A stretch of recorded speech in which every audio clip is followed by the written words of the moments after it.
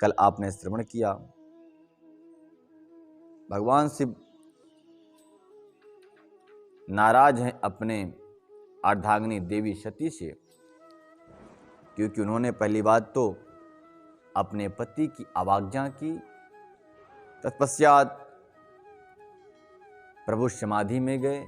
समाधि से जगने के बाद सती माता ने प्रणाम किया, बड़े दिव्य वाणी से उनका स्वागत किया, सत्कार किया। इसके बाद अपने पिता के घर में यज्ञोत्सव जाने की देखने के लिए जाने को तैयार हुई माता सती। माता सती शिव जी से पूछती हैं, प्रभु क्या मैं अपने पिता के घर में यज्ञोत्सव देखने चली जाऊं?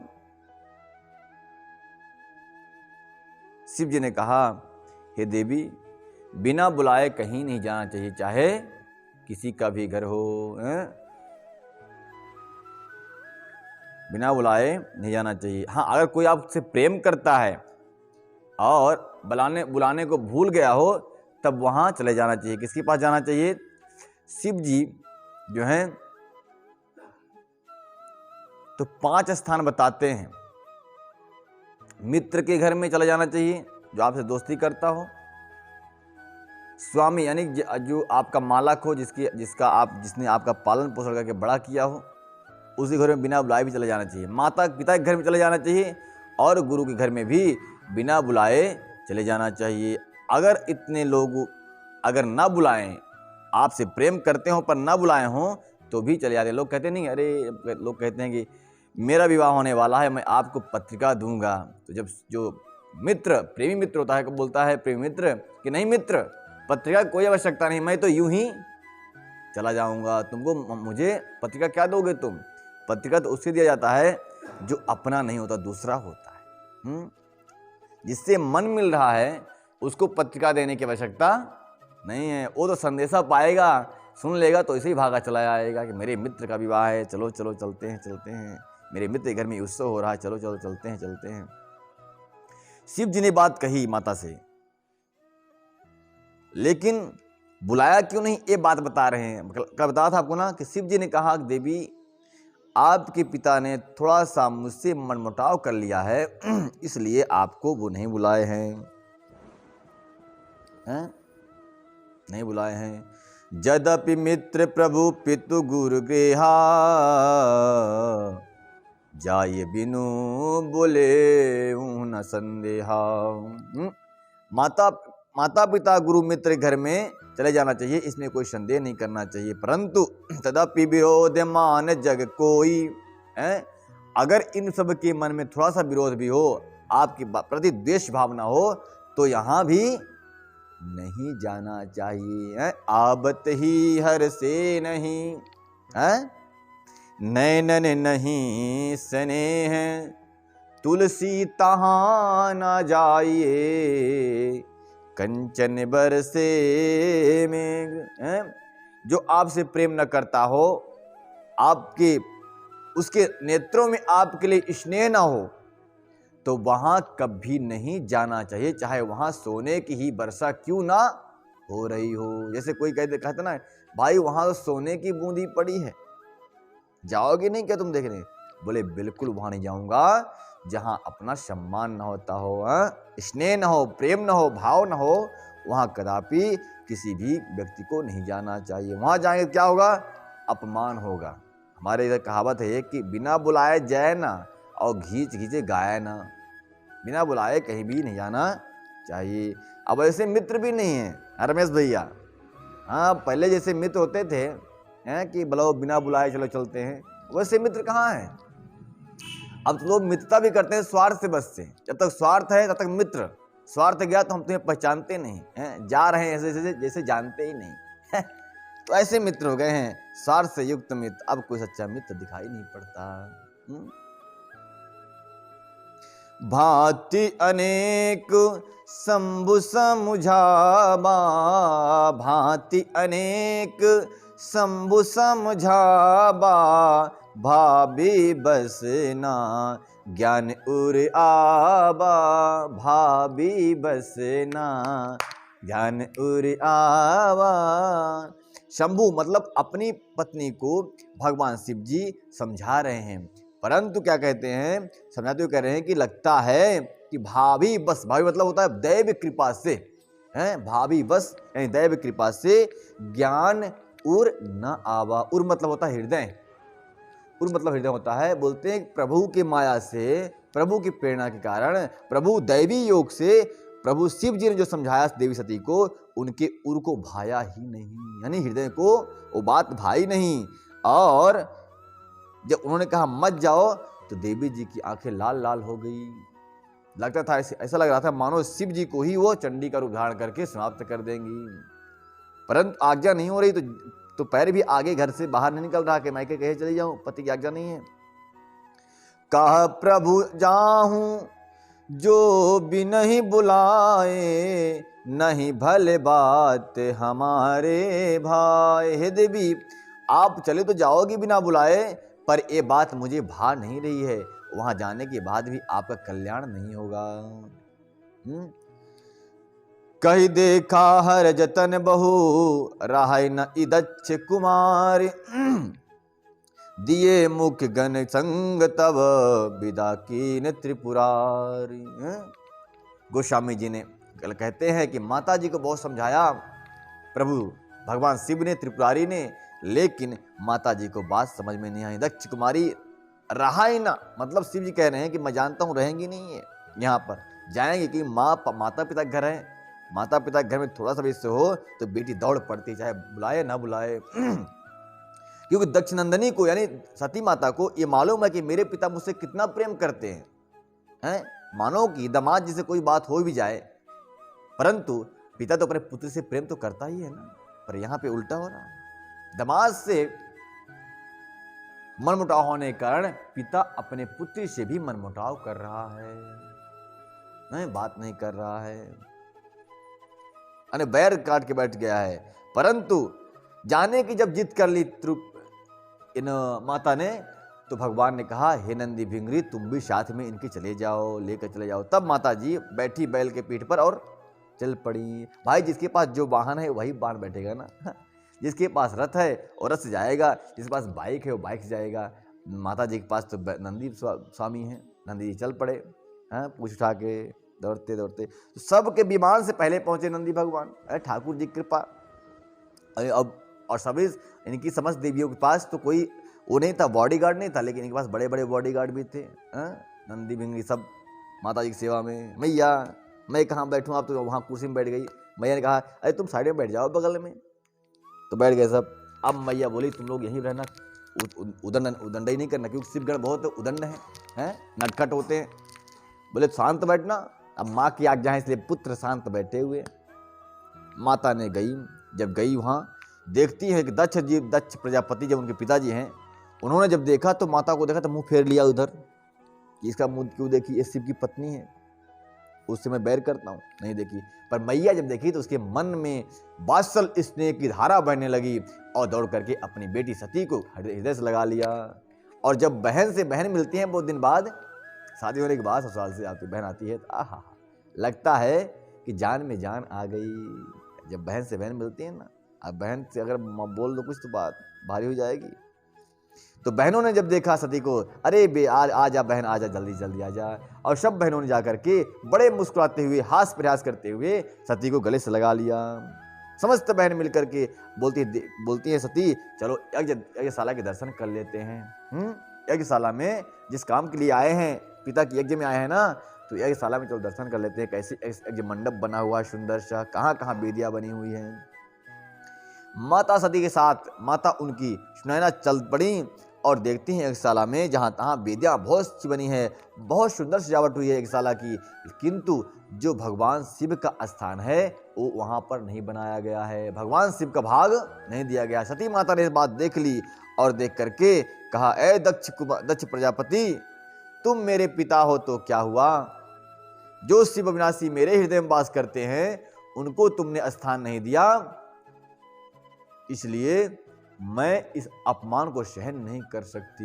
यानी कि पति के अपमान को कोई भी पत्नी सहन नहीं कर सकती, चाहे कहीं भी हो, कोई भी हो, पिता ही क्यों नहीं करता हो अपमान, पत्नी, सच्ची पत्नी अपने पति का अपमान कभी भी सहन नहीं कर सकती। स्वयं करेगी चलेगा, लेकिन दूसरा करेगा तो वो सहन नहीं करेगी। सती माता ने कहा, इसमें जाके देख लें, इसमें लिख रहे हैं गोस्वामी जी कि जा पिता भवन जब गई भवानी, दक्ष त्रास कहो ना सनिमानी, सादर भले ही मिली एक माता, भगनी मिले बहुत मुस्काता है। सती माता से बहुत बहनों ने जब मिली तो बहुत मुस्कुराती हुई मिली, और माता मैया मिली बड़े स्नेह के साथ मिल गई। दक्ष न कछ पूछी कुशलता, सहित बिलो क्यों जरे सब गाता, सती जाय दे क्यों तब जागा, कतहु न देख शंभु कर भागा है। शंभु का स्थान कहीं दिखा नहीं उनको। माता क्या हुआ, तब चित्त चढ़्यो जो शंकर कहयो, प्रभु अपमान समुझ उर दयऊ, आप पाचले दुख न हृदय अस व्यापार, जस यह भयहु महापरितापा। गोस्वामी जी कहते हैं कि माता जी के हृदय में वो पूर्व का दुख जो शिव जी से झूठ बोला था, शिव जी उनको त्याग दिया था, वो दुख उतना नहीं दिया, उनके हृदय में नहीं हुआ जितना दुख यहाँ पर प्रभु का अपमान यानी अपने पति का हिस्सा स्थान न देखकर माता के हृदय में हो गया। जदपि जग दारुण दुख नाना, सबते कठिन जाति अवमाना।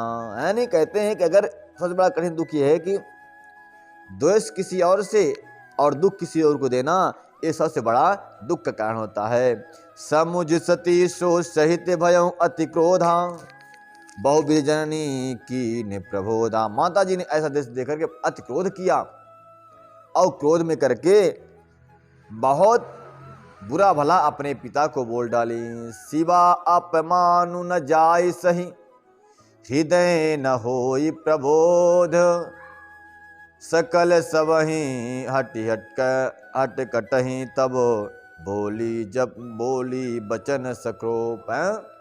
सक्रोध यानी क्रोध को साथ में लेकर माता पार्वती ने अपने पिता से कठोर वचन को बोले। क्यों बोली? क्योंकि भगवान शिव का अपमान अपने हृदय में सहन नहीं कर सकी। अब बोल पड़ी, क्या बोलती हैं? सुनहु सभासद सकल मुनि वृंदा,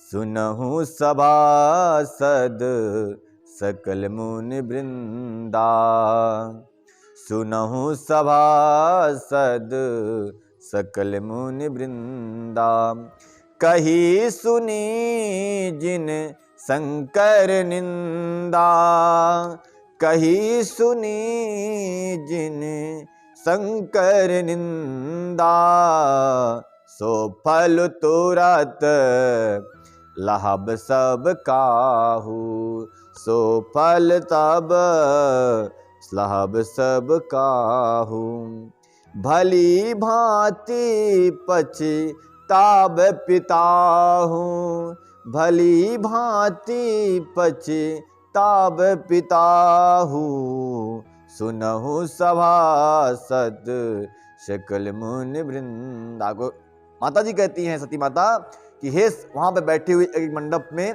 कौन कौन है बैठे हैं? बोले ऋषि बैठे हुए हैं, देवता बैठे हुए हैं। सबको सुना करके माता ने कहा कि हे सभासदों सुनो, मनुष्यों, हे ब्राह्मणों सुनो, हे मनुष्यों सुनो, हे सभासदों सुन लो। जिन लोगों ने यहाँ शिव जी का निंदा किया है या सुनी है, उन सबको तुरंत ही फल मिलेगा, और मेरे पिता दक्ष को तो भली भांति फल मिलेगा ही, और पछताएंगे जीवन भर। माता जी दो बात कह रही, बहुत सुंदर बात कह रही हैं कि जहां भगवान शिव का अपमान की बातें हो रही हो, जहां ब्राह्मणों की निंदा हो रही हो, और जहां श्रीपति यानी भगवान नारायण लक्ष्मी नारायण की निंदा हो रही हो, वहां तो कानों से सुनना नहीं चाहिए। अगर समर्थ हो तो निंदा करने वाले की जीभ को काट लेना चाहिए। अगर कोई ब्राह्मण की या संत की निंदा करता है, भगवान शंकर की निंदा करता है, या फिर लक्ष्मी नारायण की निंदा करता है, उसके जीवा को काट लेना चाहिए। जैसे लोग जो रामायण जला रहे हैं, रामचरित मानस का अपमान कर रहे हैं, राम का अपमान कर रहे हैं, ऐसे लोगों की जीवा काट लेना चाहिए।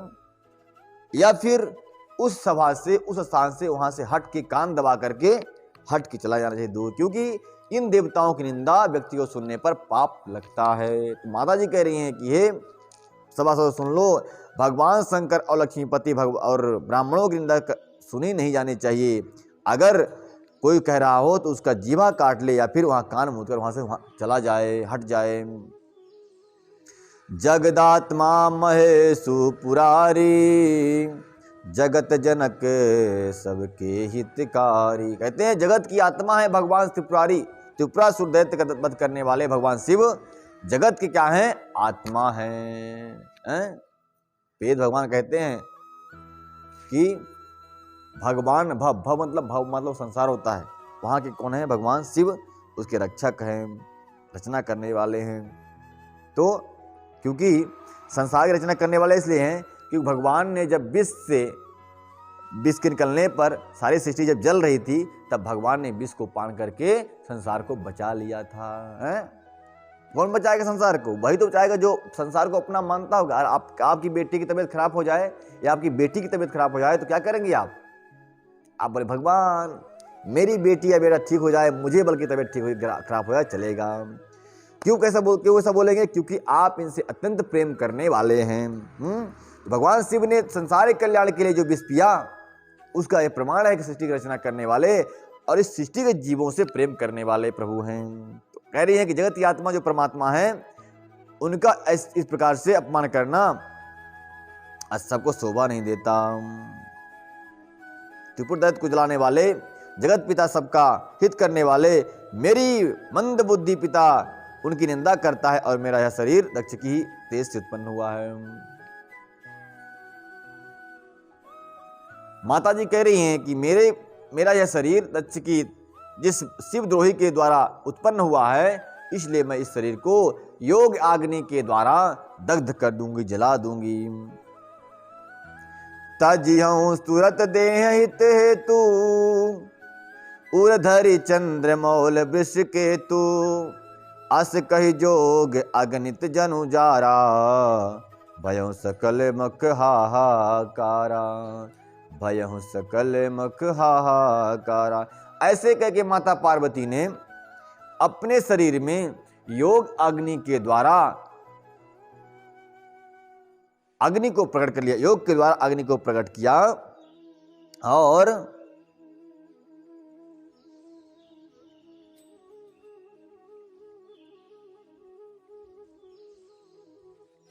अपने शरीर को त्यागने का संकल्प कर लिया और योगाग्नि ने उनके शरीर को भस्म कर डाला। सारी एक शाला में हाहाकार मच गया कि सती जी की एक शाला में शरीर के त्यागे जाने पर अब विश्व कल्याण होने वाला नहीं है। रुद्र गणों ने देखा कि माता हमारी जो है अग्नि के हवाले हो गई, अपने शरीर को अग्नि में हवाले कर दिया, सो ही सबके रुद्रगण तांडव करने लगे। कुछ तांडव करने लगे एक शाला में, कुछ बताया भगवान शिव को जाकर प्रभु अब माता सती चली गई। शिव जी ने वीरभद्र को भेजा, वीरभद्र आकर के यहाँ पर सबके नाक दाढ़ी सब काट के बराबर कर दिए। सती मरनु शंभु सुनि शंभु लग, लागे करण मख खीस, जग विध्वंस बिलोक भृगु रक्षा कीन मुनीस। कहते हैं सती के मृत्यु हो जाने पर, अग्नि में प्रवेश कर ले जाने पर समस्त जो रुद्रगण थे वो यज्ञ को विध्वंस कर दिया, परंतु यज्ञ की रक्षा करने के लिए भृगु जी आगे आए। दाढ़ी इतनी दाढ़ी यहाँ पे भृगु जी की थी। क्या हुआ जब वीरभद्र आए तो समाचार सब शंकर पाए, वीरभद्र कर कोप पठाए। भगवान शिव ने अपनी एक जटा उखाड़ के धरती पर पटका तो उससे वीरभद्र प्रकट हुए और वीरभद्र को आज्ञा दे जाओ, देखो मेरी पत्नी सती को क्या हुआ, जिसने भी उसका अपमान किया हो उसका सबक सिखा दो, सबक सिखाओ। वीरभद्र वहां चले अपना त्रिशूल लेकर के, उनके त्रिशूल के टंकार से सारी पृथ्वी कप रही थी। जिस प्रकार से इजराइल और तुर्की में भूकंप आया ना और कई हजार लोग, 7,000 बोलते हैं बिल्डिंगें ध्वस्त हो गई, उस समय भी त्रिपुर उनके चलने पर इसी प्रकार से भूचाल आ गया था। भूचाल कब आता जानते हैं? जब अधर्म चरम सीमा को पार कर जाता है, जब लोग जीवित जीव जंतुओं को मारे खाने लग जाते हैं, जब अन्याय अधर्म में लोग प्रवृत्त हो जाते हैं, यहाँ तक अज्ञानी लोग ही नहीं, जब बड़े बड़े नेता शासनकर्ता जब धर्म की अवहेलना करने लग जाते हैं, पराशक्ति परमात्मा का बनाया हुआ जो सृष्टि है, प्रकृति है, जब इसको छेड़छाड़ करते हैं, तब ये प्राकृतिक आपदाएं आती हैं। फिर इनसे निपटने के लिए पूरे विश्व की पास ताकत नहीं कि इनका सामना कर सके, इनसे निपट लें। पराशक्ति का अगर सामना करना है, पराशक्ति को अगर पराजित करना है, तो एक बार महाभारत के युद्ध में एक ऐसा दिव्य अस्त्र चलाया गया था जिसको कहते हैं ब्रह्मशिर अस्त्र। ब्रह्मशिर अस्त्र को रोकने के लिए उस योद्धाओं के पास महाभारत के युद्ध में किसी के पास ऐसी शक्ति नहीं थी जो ब्रह्मशिर अस्त्र को रोक लिया जाए। वो पराशक्ति का दिया हुआ वरदान था जिसको अश्वत्थामा ने चलाया था। भगवान कृष्ण वहां पर उपस्थित थे, तो भगवान श्री कृष्ण ने कहा, अर्जुन आप नीचे आ जाओ, भीमसेन तुम भी नीचे आ जाओ। इस अस्त्र के सामना करने में त्रिभुवन में किसी की क्षमता नहीं है, साक्षात मैं नारायण हूं, मेरे पास भी क्षमता नहीं है। तो क्या करना चाहिए? बोले इसके सामने घुटने टेक के बैठ जाओ, इसको प्रणाम कर लो, सोई पराशक्ति की खेल जो है अपने आप शांत हो जाएगी। परंतु इसको मुकाबला करेंगे तो ये और भी इसका तेज बढ़ेगा और भी विनाशकारी होगी। इसलिए प्रकृति आपदाओं को अगर रोकना है तो सारे विश्व के समस्त सरकारों को चाहिए कि प्रकृति के सम्मान के लिए यज्ञ अनुष्ठान, धार्मिक अनुष्ठान करें, ताकि प्रकृति हम पर कोप न करे, कोरोना न फैलाए और भूकंप इत्यादि का आवाहन न हो धरती पर। नहीं तो कोई बचाने वाला नहीं है। कितने लोग मलबे में दब गए होंगे बेचारे। 7,000 जब बिल्डिंगें गिरेंगी, बताओ जनता कितनी मरी होगी। बड़े शोक की बातें हैं। इसलिए पराशक्ति क्या है? वही पराशक्ति है जिसका हम अपमान करते हैं। दक्ष ने अपमान किया पराशक्ति का, तो क्या हुआ? भूकंप आ गया, भूचाल आ गया, और यानी कितने संत महंतों वहाँ यज्ञशाला में बैठे हुए देवी देवताओं की पिटाई हो गई है। सब जहाँ तहाँ भागने लगे। समाचार सब शंकर दाए, वीरभद्र कई कोप पठाए, यज्ञ विध्वंस जाए तिह कीन्हा, सकल सुर विधिवत फल दीन्हा। सबको जहां तहां जिसने जो काम किया था उसने उनको सबको वीरभद्र ने जहां तहां दंड दिया। मैं भय गज विद गदच्छ गति सोई, जस कछ संभ विमुख कहे होई, यह इतिहास सकल जग जानी, ताते मैं संक्षेप बखानी। गोस्वामी जी कहते हैं कि इस इतिहास को संसार के सभी लोग जानते हैं, पर मैं इसको संक्षेप में कह रहा हूं। यानी कि अगर विस्तार करूंगा तो बहुत ही कथा बढ़ जाएगी, इसलिए छोटी सी बात में कहकर समझा दिए। नर शरीर अनमोल रे प्राणी, प्रभु कृपा से पाया है। नर शरीर अनमोल रे प्राणी, प्रभु कृपा से पाया है। झूठ जग प्रपंच में फंस कर, क्यों प्रभु को बिसराया है। हाथ समय से निकल गया तो, समय हाथ से निकल गया तो, सिर धुन धुन पछताएगा। निर्मल मन के दर्पण में वह राम का दर्शन पाएगा, राम का दर्शन पाएगा।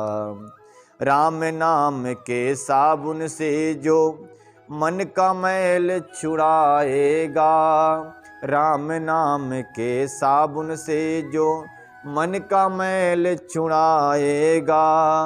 निर्मल मन के दर्पण में वह, निर्मल मन के दर्पण में वह राम का दर्शन पाएगा, राम का दर्शन पाएगा। झूठ कपट निंदा को त्यागो, हर प्राणी से प्यार करो। झूठ कपट निंदा को त्यागो, हर प्राणी से प्यार करो। घर पर आए अतिथि कोई तो, यथाशक्ति सत्कार करो। पता नहीं किस रूप में आकर, पता नहीं किस रूप में आकर नारायण मिल जाएगा। निर्मल मन के दर्पण में वह राम का दर्शन पाएगा, राम का दर्शन पाएगा। राम नाम के साबुन से जो मन का मैल छुड़ाएगा, राम नाम के साबुन से जो मन का मैल छुड़ाएगा। निर्मल मन के दर्पण में वह, निर्मल मन के दर्पण में वह राम का दर्शन पाएगा। निर्मल मन के दर्पण में वह राम का दर्शन पाएगा। वीरभद्र आकर के यज्ञ को विध्वंस किया। क्यों? क्योंकि अपने निर्मल मन से दक्ष प्रजापति कभी राम का भजन नहीं किया। जिन्होंने अपने जीवन में राम का स्मरण नहीं किया, कृष्ण का स्मरण नहीं किया, उनका कोई भी कार्य सफल होने में बड़ी कठिनाई का सामना। वो लोग कहते हैं ना, महाराज मैंने इतना बड़ा प्रोजेक्ट डाला, करोड़ों रुपए उसमें फंसा दिया, लेकिन सब डूब गया। क्यों डूब गया? क्योंकि निर्मल मन का दर्पण में तू राम का दर्शन पाएगा। राम नाम के साबुन से जो, राम नाम के साबुन से जो मन का मैल छुड़ाएगा। निर्मल मन के दर्पण में वह राम के दर्शन पाए। जब मन निर्मल हो जाएगा तो आप कौन सा प्रोजेक्ट तैयार कर रहे हो, कौन सा वर्क कर रहे हो, कौन सा कार्य कर रहे हो, उसमें आपको सफलता मिलेगी कि नहीं मिलेगी, ये आपकी आत्मा स्वयं ही जवाब दे देगी। बेटा ये काम कर ले, सफलता मिल जाएगी। और आत्मा जवाब नहीं दी। आत्मा में तो कामनाओं के डस्ट जमे हुए हैं। राम नाम साबुन कभी मन में और आत्मा में लगी नहीं, इसलिए मन और आत्मा दोनों अंधे हैं। इसलिए अंधा व्यक्ति जब चलता है ना कुछ करने के लिए तो गड्ढे में गिर जाता है। तो अगर कोई प्रोजेक्ट रखना चाहते हैं, आप कुछ भी करना चाहते हैं, ताकि डूबे ना, इसलिए राम भक्त बन जाओ पहले। और राम भक्त बने काम करोगे तो फिर कहते हैं ना, करते हो तुम कन्हैया मेरा नाम हो रहा है। मेरा आपकी कृपा से सब काम हो रहा है। जीवन में कोई भी ऐसा भक्त नहीं हुआ जिसकी मनोकामना कभी अधूरी रही हो जीवन में। आप इतिहास के पन्ना देखो लो पढ़कर। ये नहीं झूठे भक्त लोग जो आते हैं हल्दी कुमकुम डाल के मंदिर गंदा कर देते हैं, स्थान भगवान गंदा करते हैं, उनकी बात नहीं कर रहा हूँ। सच्चे भक्तों की बात कर रहा हूँ। इतिहास की पन्ने में पढ़ो पहले आप। मीराबाई ने प्राप्त करना चाहा ठाकुर जी को, श्री कृष्ण को, साक्षात श्री कृष्ण को। मिले कि नहीं मिले बाद में उसको? बाद में मिले ना। सुदामा जी क्या प्राप्त करना चाहे, मिला कि नहीं मिला उनको वैभव? गरीब थे ना, उनको चाहिए था, मिला कि नहीं मिला? अभी लोग, महाराज मेरी नौकरी नहीं लग रही है। अरे नौकरी क्या लगेगी बेटा, जब हरि साथ में नहीं है। धर्म और कर्म, कर्म हो तो धर्म के साथ में होना चाहिए। कर्म क्या है? आप पढ़ाई कर्म कर रहे हो, आप अपना काम कर रहे हो, एक कर्म है आपका। लेकिन कर्म धर्म से युक्त होगा तब वह कर्म सफल होगा। अगर कर्म आपका धर्म से युक्त नहीं है, यानी कर्म तो कर रहे हो लेकिन धर्म नहीं है, परमात्मा का एजन नहीं है, परमात्मा की भक्ति नहीं है, राम का दास नहीं बन पा रहे हो, तो तुम्हारा कर्म ये सफल होने में बहुत कठिनाई को प्राप्त करना पड़ेगा। हो सकता है कि यह कर्म अधूरा रह जाए। आजकल यही तो हो रहा है कि बहुत लोग पढ़े लिखे बहुत घूम रहे हैं, इंजीनियर, प्रोफेसर और क्या क्या पता नहीं डिग्रियां लेकर के। वो डिग्रियां पन्ने में रखी है, कोई चूहा काटता होगा अलमारी में रखी हुई, कहीं बेचारे सोचे कि भाई जॉब मिल जाए। अब मोदी का है परेशान, मोदी हमको जॉब नहीं दे रहा। मोदी गली थोड़ी है, आपका भाग्य साथ में नहीं है, आपके क्या करोगे आप? क्योंकि भाग्य को बनाया नहीं आपने, कर्म तो किया लेकिन धर्म नहीं किया। धर्म के बिना कर्म अंधा है और कर्म के बिना धर्म लंगड़ा है। यानी दोनों होना चाहिए जीवन में। भगवान ने जब आपको बनाया तो आपके दो ही पैर बनाए, एक नहीं बनाया है। दो पैरों के अनुसार दो काम भी करना है आपको, क्या? कर्म और धर्म।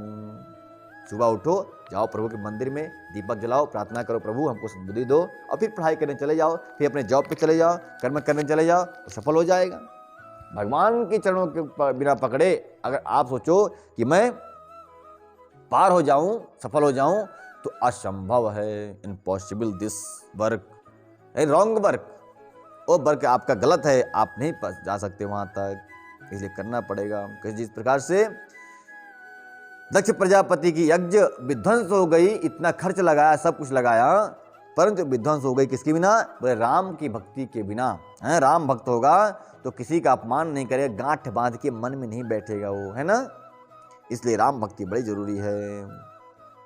मैं भय गज विदित दच्च गति सोई, जसु कछु सम्मु विमुख होई।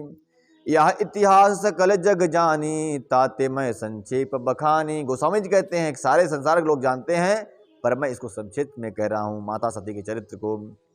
सती मरत हरिशन बरुभा मागा, जन्म जन्म शिव पद अनुरागा। माता सती जी जब अपने आप को अग्नि के हवाले कर रही थी, तब भगवान नारायण से प्रार्थना कर रही थी, हे शंभु, हे प्रभु नारायण, मैं जब जब धरती पर जन्म लूं, तब तब अपने शिव जैसे पति को ही वर्ण करूं, शिव जैसे पति को प्राप्त करूं, अन्य किसी को प्राप्त न करूं। ऐसी आप कृपा करना, ऐसी आप दया करना, मेरी भक्ति की यही फल हो, यही तपस्या हो। तेहि कारण हिम गिर गृह जाई, जनमी पार्वती तनु पाई, जनमी पार्वती तनु पाई। गोस्वामी जी कहते हैं माता जी का देहांत हो गया है, अग्नि के द्वारा उन्होंने अपने को हवन कुंड में प्रवेश करा दिया। दूसरा जन्म हुआ जब, तो हिमगिरी के घर में जन्म लिया, यानी कि कैलाशपति के घर में, कैलाश हिमगिरी यानी कैलाश के घर में उनका जन्म हुआ, यानी कि राजा थे वो हिमगिरी नाम के, उनके घर में इनका जन्म हुआ पार्वती माता का। पार्वती वहां जन्म पाई और जन्म लेकर के यह पढ़ी और बढ़ने लगी धीरे धीरे। जब ते उमा शैल गृह जाई, सकल सिद्धि संपत्ति ताह छाई। जैसे मान लीजिए कोई कन्या का जन्म हो, किसी घर में कन्याओं का जन्म होना बड़ी अच्छी बात है। कन्या का जन्म होते ही मानो आवे घर में लक्ष्मी का जन्म हो गया। तो वहां अनायास ही लोग कहते हैं, पंडित जी बेटी का विवाह करना है, धन कहाँ से आएगा? धन कहाँ से आएगा?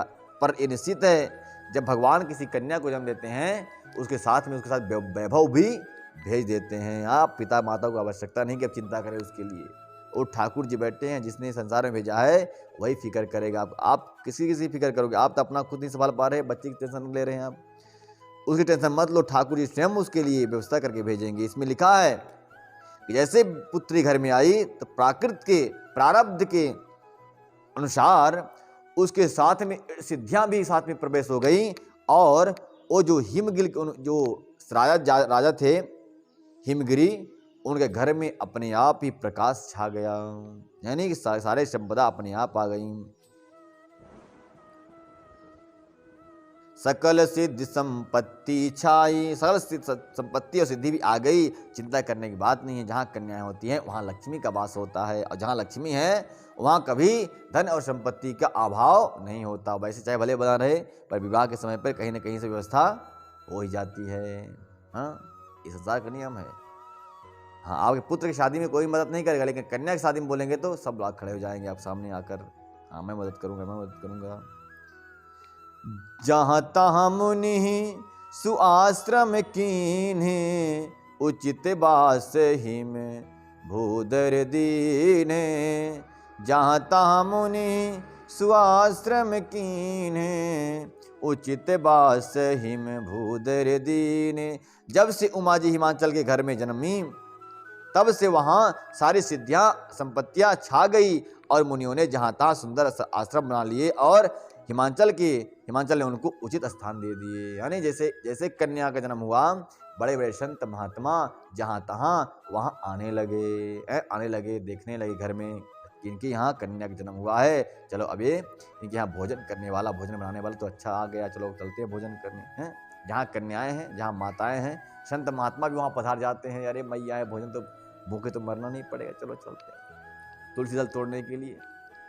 शालिग्राम की मूर्ति ली, पहुंच गए महात्मा के यहाँ, और वहां रहे नहीं, उनके महल में तो गए, भोजन बड़ा अच्छा लगा माता पार्वती के हाथों का। तब संतों ने कहा कि अब मैं आश्रम बनाऊंगा यहीं पे। तो हिमगिरी बड़े धर्मात्मा थे, बड़े विद्वान थे, संतों के प्रेमी थे, इसलिए जमीन दे दिया, जाओ महात्माओं हमारे महल के इर्द गिर्द में आप आश्रम बना लो, आज से भंडारा आपका हमारे महल में ही शुरू होते अब कुछ दिन बाद बड़ी हुई माता पार्वती। तो अब इनके विवाह की चिंता होने लगी पति को, पिताजी को। पिताजी ने कहा, महाराज महात्माओं बताओ मेरी पुत्री का विवाह। तब नारद जी मुनि बताए कि देखो मैं तुम्हारा हाथ देखता हूं, तुम्हारी पुत्री का। दिखा दी बच्ची हाथ। बच्ची ने हाथ खोला, महाराज बताइए क्या होगा, कौन से हमारे पति बनेंगे। बोले ऐसा करो देवी, आप तपस्या कर लो, भाग्य अभी आप भाग्य रेखा जो है कट रही है। क्यों? आपकी भक्ति कम है अभी। जाओ सोमवार का व्रत करो, 16 सोमवार का व्रत करो, पशुपतिनाथ का व्रत करो, और मन की इच्छाएं ठाकुर जी से कह दो, भगवान शिव से कह दो, वही तुम्हारी इच्छा पूरी करेंगे। थोड़ी सी कसर है, और लाइन बन जाए, मानो आपको शिव जैसा कोई अविनाशी पति मिल जाएगा। माता पार्वती ने नेत्र बंद कर लिए, ध्यान करने लगी प्रभु शिव जी का। शिव जैसा मिलेगा, यानी शिव जैसा तो कोई और नहीं है, शिव जैसा शिव ही है। जैसे जब भगवान नारायण धरती पे आने लगे तो उससे पहले माता ने प्रार्थना किया देवकी मैया ने पृष्टि रूप में कि हे प्रभु आप मेरे पुत्र रूप में, मैं आप जैसा पुत्र प्राप्त करना चाहती हूँ। तो भगवान ने कहा देवी इस त्रिभुवन में मेरे जैसा पुत्र है ही नहीं, मेरे जैसा ओनली मैं ही हूँ। तो भगवान शिव के बारे में जब पार्वती ने सुना कि शिव जैसा तुम्हारा पति होगा, तो पार्वती ने समझ गई कि शिव जैसा कोई और है ही नहीं, शिव जैसा सिर्फ शिव ही है, दूसरा कोई और नहीं है। अतः वो मेरे पति बनेंगे। तब उनकी पूजा में वो लग्न संलग्न हो गई और जहां तहां तपस्या करने लगी। हिमगिर के कंदराओं में, हिमगिर मतलब होता है कैलाश, है जो हिम मतलब होता है बर्फ, है जो बर्फ का पहाड़ हो उसे कहते हैं हिमगिरी। गिरी मतलब पहाड़, हिम मतलब ठंडक, बर्फ। तो जो बर्फ का पहाड़ है वही हिम है, हिमगिरी। हिमगिरी के यहाँ जन्म ली और इनका जब ऐसे भविष्यवाणी हुई तब यह अपने पति देवताओं से मिलने के लिए, पति को प्राप्त करने के लिए अनेक प्रकार से कठिन तपस्या करने लगी, आराधना करने लगी, पूजा। देखिए बिना परिश्रम के संसार में किसी को कुछ नहीं मिलता है, परिश्रम करने पर ही सब कुछ मिलता है। सदा सुमन फल सहित सब ध्रुव नव नाना जाति, प्रगति सुंदर शैल पर मनि आकर बहु भांति। उस सुंदर पर्वत पर बहुत प्रकार के सब नए नए वृक्ष सदा पुष्प युक्त हो गए और वहीं बहुत तरह की मणियां खान प्रकट हो गई। यानी कि वो पुष्प समझते थे कि अब पार्वती का जन्म हो गया है। हिमगिर के यहाँ दिव्य कन्या का जन्म लिया हुआ है, जो कन्या भगवान की भक्त बनेगी। इसलिए वहां उसी पहाड़ पर जहां वृक्ष नहीं थे अब पुष्पों के वृक्ष भी उगाए, और वो वृक्ष सोचते हैं कि मेरा सौभाग्य है कि माता अपने हाथ से तोड़ेंगी और शिव जी के चरणों में जाकर अर्पण करेंगी। और बहुत सारे मणि माणिक्य भी अपने आप उत्पन्न हो गए और माता जी का स्वागत करने के लिए, यानी पार्वती मैया का स्वागत करने के लिए वो अग्रसर रहते, आगे खड़े रहते। सरिता सब पुनीत जल बहाई, खग मिग मधुप सुखी सब रहई, सहज बयरु सब जीवन त्यागा, गिरि पर सकल करहि अनुरागा। देते हैं समस्त सरिता जो है, नदियां जो है निर्मल होकर बहने लगी कि मैया पार्वती जी के जन्म होने पर अब ये भक्त बनेगी, तो भक्ति के प्रभाव से यह मेरा जल लेकर भगवान शिव के चरणों में चढ़ाएंगी। इसलिए नदियां सब निर्मल होने लगी। जो उसमें काई थी ना, सब छट गई अपने आप। और वहां पर खग मृग मधुप सुखी सब राई, उस वन में जहां पार्वती का जन्म हुआ सब सुखी होकर विचरने लगे। मधुप मतलब भैरव, भौरा, भौरा मृग और खग पक्षी, सब के सब यानी जो है पुष्प में रहने वाले जीव जंतु और वन में भ्रमण करने वाले पक्षी और मृग आदि। मृग मतलब होता है पशु, जैसे 4 पैर वाले पशु, सब जो है सुंदर विचरण करने लगे कि मैया का जन्म हो गया है। अब यहाँ कोई भय नहीं है, क्योंकि माता पार्वती जी दयालु भी थी और भक्त भी थी। जो भक्त है वही दयालु हो सकता है, सब दयालु नहीं हो सकते। सब तो जीवों को मारे खाते हैं, मार मार के, वो दयालु थोड़ी हैं जो मारे खा लेते हैं जीवों को। भक्त दयालु होता है, जीव दयालु है। इसलिए भक्त का जन्म हुआ है, इसलिए मृगा पशु पक्षी सब आश्रम के आसपास घूमने लगे, उनको भय नहीं रहा। सहज बयरु सब जीवन त्यागा, गिरि पर सकल करही अनुरागा। स्वाभाविक ही वो सब जीव अपना बैर छोड़ दिए और पर्वत के परस्पर इस स्थान पर रहने लगे। माता पार्वती का जन्म हुआ। देखिए बहुत सुंदर बात कह रहे हैं यहाँ पे कि सारे के सारे जीव जो है तो बैर भाव को त्याग करके परस्पर साथ में रहने लगे। देखिए परिवार की एक कथा है। परिवार कौन सा? शिव जी का परिवार देखा है आपने? गणेश जी, पार्वती जी, शिव जी, कार्तिकेय जी महाराज, ठीक है। फिर उनकी सवारियां देख लीजिए। भगवान शिव का ऐसा डायरेक्शन कि सब अपने शत्रुता भाव को त्याग करके सब मित्र बन गए। तो पहला डायरेक्शन। शिव कौन है? शिव का वाहन क्या है? बैल है ना। और माता पार्वती का वाहन कौन है? सिंह है ना, सिंह। माता पार्वती का वाहन सिंह और शिव का वाहन बैल। तो शिव बैल में और सिंह में क्या दोस्ती है? दोस्ती है कुछ नहीं है, वो तो आक्रमण कर देगा। परंतु शिव जी का डायरेक्शन बहुत सुंदर है। ये फैमिली की बात कर रहा हूं। इसके बाद गणेश जी का वाहन क्या है? चूहा। और शिव जी गले में क्या है? क्या गले में? कैसी दोस्ती है?